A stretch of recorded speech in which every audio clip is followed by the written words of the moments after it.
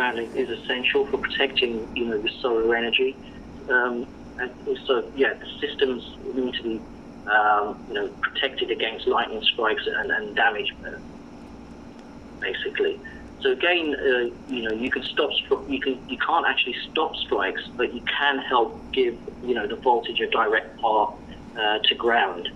And so every system installed by a good sort of solar contractor by code must be equipped with equipment ground conductors, so EGCs, which provide a connection between the actual metal frame and the equipment and the ground. So the EGCs must connect all of the exposed metal components of the array and can act as a path for lightning. However, it is likely that, if they were directly hit by lightning, the lightning would sort of damage the EGC and other metal components exposed on the actual, exposed during the strike, I suppose. So since sort of metal panels and frames and racks of the solar array, or on the solar array, the EGC will direct the strike of the solar array to ground and may reduce sort of additional damage to the building. However, there is no guarantee that this will happen. So it's important to know that, the EGC is not intended to take the place of like a dedicated lighting protection system.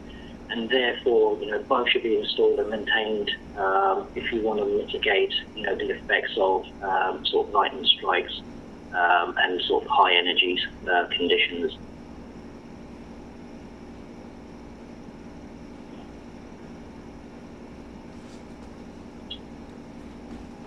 Okay, so we've now been through the 4 methods of measuring ground resistance. And in this table, we've got a kind of a summary of the advantages and disadvantages of each method. So with the fall of potential method and the selective method, we have the drawbacks of having to drive stakes into the ground, but also with the fail of the sort of all the potential, we must disconnect the ground, so leaving the equipment and people at risk. So both methods, however, are kind of reasonably accurate if you take into account pitfalls like the sphere of influence and the soil content. But they do have those particular pitfalls. You have to disconnect the grounding for the potential measurement. But then also, the accuracy is better.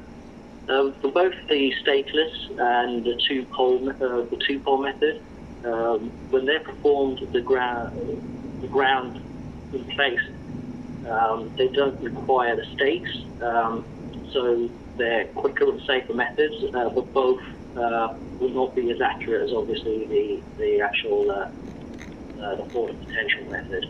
So the measurements also, in the case of the stakeless methods, may be of a supplied ground loop, not just the ground electrode.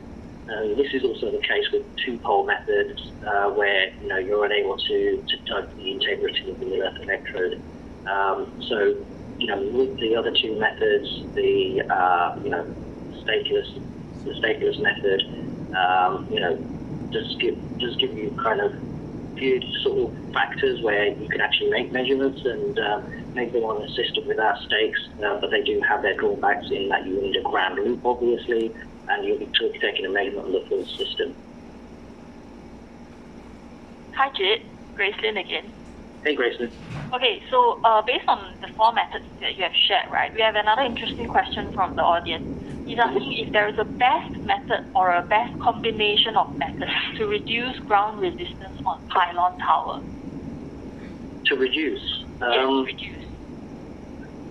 So, effectively, the most common method, or the common number of methods, is to actually start off with the soil resistivity measurements before installation. And that's not always possible, but it's always good to get a good history and basically a baseline.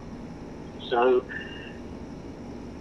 the soil resistivity measurement is very important in the first place, because obviously, if the soil resistivity is bad in the first place, you're going to need to use different methods, using a grid system, using a number of electrodes, But if you think of most pylons, the way a pylon is actually grounded is through the feet themselves. So they're basically based in concrete, and the actual leg itself is the grounding to the system. So in many cases, it's difficult to improve on that. However, it has been known that if the ground resistivity is poor, what you could use is a grid system under that and actually set the cement in that. Once that's all been installed, to improve on that would be difficult. And typically, the only methods I've known, and it's normally frowned upon, is to drive some extra stakes into the ground and connect into the system. But normally that's frowned upon, obviously, because you're in electrified kind of conditions, and people don't sort of think of this as a way of you getting some sort of arcing across these points. But in general, driving more stakes may help. Knowing the condition of the soil in the first place, because you need to know whether you're fighting a losing battle in the first place. If the soil resistivity is low enough, or is not low enough, you can try and improve on that, but you know that the only way you're going to improve on that is by driving more stakes or a grid system. So hopefully that answered the question. Okay, I hope so too. If we have any more feedback, I'll get back to you. Yeah, if that didn't answer the question, or if there's a follow-up question, please put that in the chat. Okay, sure. Thank you. Okay, no problem.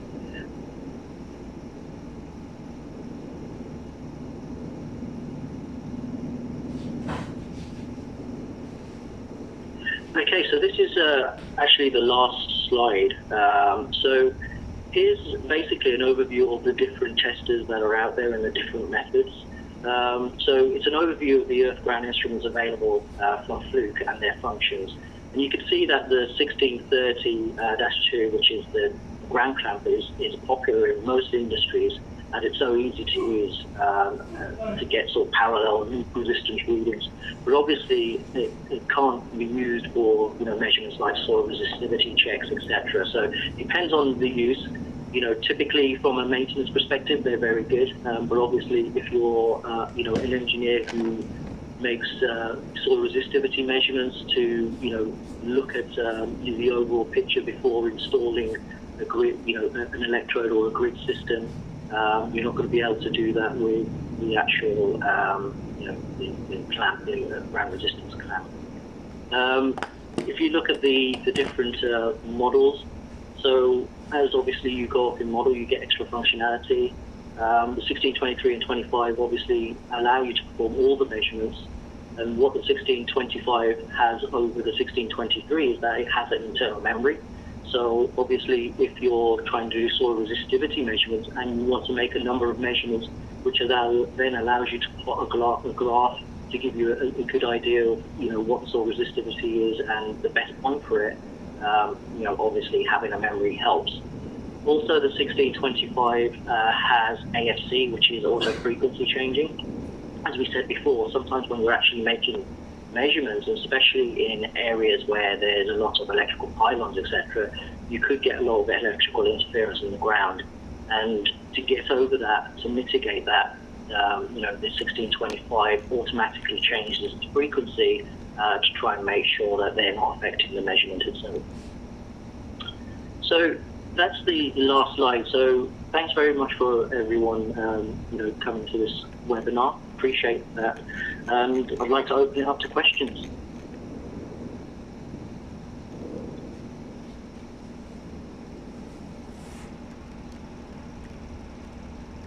Okay, so it's Q&A time. Elang, shall we look at run through the Q&A section to see if there's any questions that Jit can answer? We have last 1 minute. Okay. Yep. I believe most of the question we managed to answer. The only thing is we want to understand about the monopole testing. So that is the critical question that most of the customer want to know, how to measure in terms of using a monopole segment. So I understand the measurement is critical for the monopole. So if you have anything you want to share end of the last session, you can share with us for the monopole tower. Sure. And Are we just talking about the measurement itself, or are we talking about? The measurement, resistance measurement for the monopole tower, because most of our utility, we have a pylon that we can able to measure by using the split core. But now, when there is a monopole tower, how we can able to measure the grounding? Yeah, so typically, yes, as you said, you've got the split core clamp.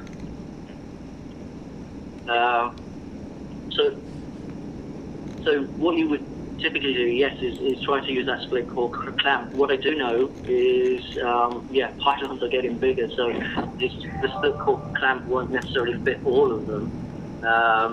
But yeah, I mean, in typical, you would use the selective method, using the split core clamp in those conditions. And obviously, what you would do is, for the selective method, you would have, you would have to attach the actual red lead to the actual to the foot, as well as your clamp. So obviously, for you to drive the current and then measure the current via the split core clamp itself. I forget the actual product number off the top of my head, but that would typically be the method to use. Great.